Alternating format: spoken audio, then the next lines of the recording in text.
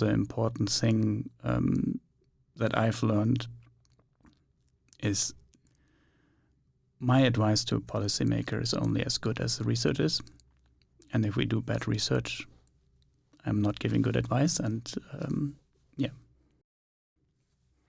I mean, I think it's also really good to sort of think about it. I mean, our institution, for example, like many others, where the programs we have at not just at the PhD but also at undergraduate levels is like often geared towards academic excellence, and like we teach a lot about research and things like that. But the truth is that a lot of our students will not go on to do research, right? They will go on into other roles. They might work for government actors or non-state actors.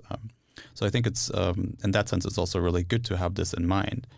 But would you say then, given like your background as a researcher, have you been in situations where you felt like, oh, this is really useful because I have done this before? Yeah, absolutely. And going back to the earlier point around what students, for instance, here at the department are trained for, I think that is absolutely fundamental, because you get the tools to apply.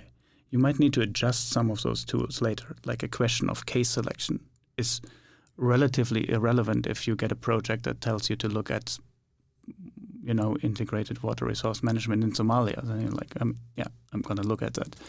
But that doesn't mean that you can't do substantive, rigorous research on that, right? And having those tools and focusing on that and applying those is I think the fundamental basis that also the department's work gives.